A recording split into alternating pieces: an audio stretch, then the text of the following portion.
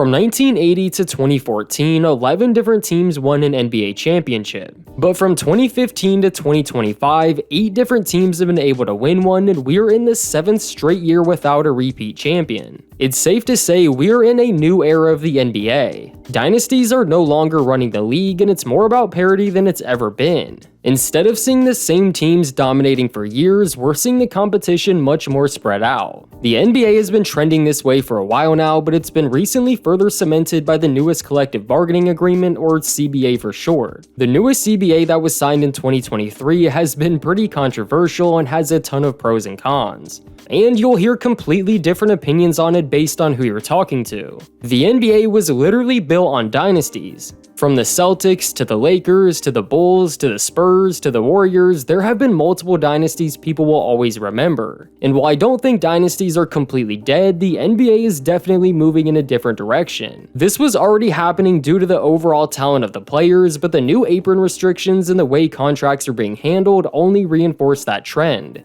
Aprons are basically thresholds set above the salary cap, and the further a team goes over the cap, the more likely you are to reach the first or even second apron. Each one brings its own restrictions. The first apron has been a thing since 2011, but the second apron was introduced in the newest CBA. What it also introduced was way more severe restrictions with each one, which incentivizes teams to not overspend. Those restrictions can be anything from not being able to do sign-in trades to literally having your first round pick automatically move all the way to the end of the round. There's a lot more to it, and it goes a lot deeper than that, but I don't want to sit here and bore you to death. I think you get the point. Like I said, it has its pros and cons.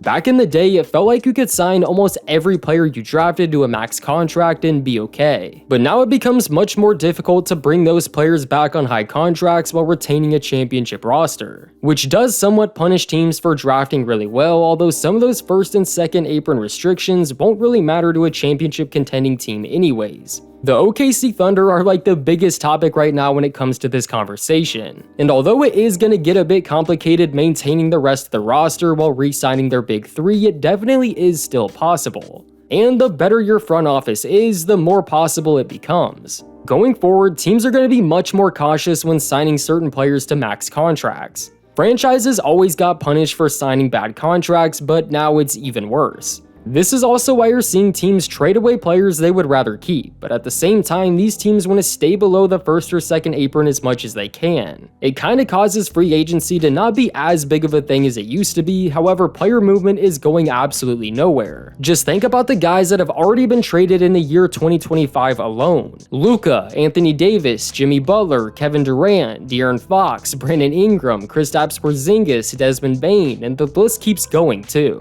So to all the people that love the drama and guys switching teams, that part is staying the same, and if anything, we will see an increase in players moving around. And with teams constantly working around the aprons and players constantly being on the move, that creates the parity the NBA is looking for. It's 10 times harder than it used to be to just buy a super team and keep them for a long time. So big name players could end up going to smaller market teams they typically wouldn't go to. And while other teams are trying to retain their roster, it also opens up a spot for a smaller team to be one of the very few to actually have cap space to sign a big-time free agent. I mean, right now, the only team in the entire league with a ton of cap space to work with is the Brooklyn Nets. When you can't retain your players, they're gonna have to leave, and when there's less teams with cap space, free agents can't simply choose wherever they really want to play, which again gives those smaller teams more of a chance at getting guys they would never typically get outside of the draft. It creates a ton of roster turnover, which is the thing that's being labeled as parity. I mean, we just saw a 7-team trade. That's what the aprons are making teams do. To a certain extent, I honestly do like the idea of the CBA, but I also think it went a little too far and there are still some flaws. Percentage-based contracts don't really mix well under the new aprons. It was already difficult enough when 2 players on your team are making 60% of the cap, but with the new restrictions, it's even worse. This also creates a gap in the market where the top players in the league are still making ungodly amounts of money while the rest will take what they can get. This especially hurts the guys that are not all-star players but aren't just simple role players either. The The top guys are going to get paid a lot, the bottom guys are going to get paid little, and the middle guys are going to get lowballed as much as possible. We're now seeing teams go as far as only guaranteeing the first half of a player's contract to protect themselves in the future. Dorian Finney-Smith's contract with the Rockets is the perfect example. And although I wouldn't say he personally is getting lowballed, that contract is much more team-friendly than it originally looked. We've even seen guys like Draymond Green go on a whole rant about how players are hurting themselves under this new CBA. The apron situation has also gotten so confusing that it's almost impossible for a casual fan to come up with their own trades or signings. It's not as simple as sign or trade for that player. They have to factor in the aprons, exceptions, and all that stuff.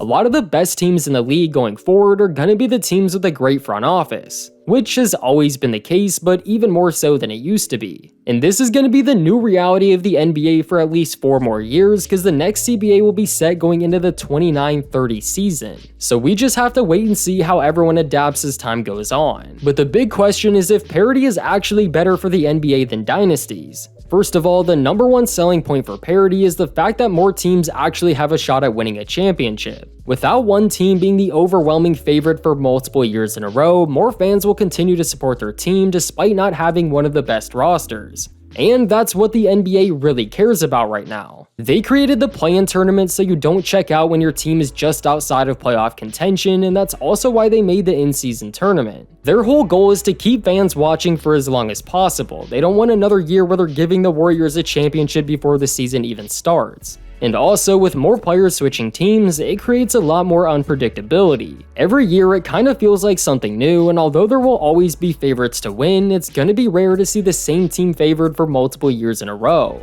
It also leads to more upsets and iconic moments that people didn't see coming. Not to mention, with more teams being able to make a run in the playoffs, it gives more players a spotlight that they wouldn't really have if there were dynasties getting a lot of the focus, which in doing so could promote those smaller markets that don't get nearly as much attention. Although the people on TV will still most likely continue to be the clown show that they are. But dynasties also have their advantages as well. Dynasties create some of the best rivalries in sports, and a lot of the times it also creates villains and heroes. Watching a team dethrone a dynasty is always extremely fun to watch in general. Fans will tune in simply to watch them lose. Most people enjoy rooting for the underdog, and still there are people that actually like watching the same team win it year after year and create history. And the last thing I'll say about them is a lot of the times they represent an era of the sport, and when you think about certain dynasties in the past, it brings you back to what the league used to look like as a whole. Right now, I do think we have a decent balance. I expect some pretty major changes once the 2029 season rolls around, but still it could be worse. There are plenty of things I like about the era of the NBA that we're in, but at the same time there are some pretty annoying things as well. As I mentioned earlier, I don't think dynasties are completely dead, although if the Thunder don't win a ring in the next few years, it will be pretty telling. The Thunder have the players, the picks, and the front office to be a great team for a long time, so we'll see what they can accomplish in the coming years. But let me know in the comments if you think this kind of parity in the NBA is a good thing, and please leave a like to support the channel. Also, subscribe if you're new for more basketball videos just like this one.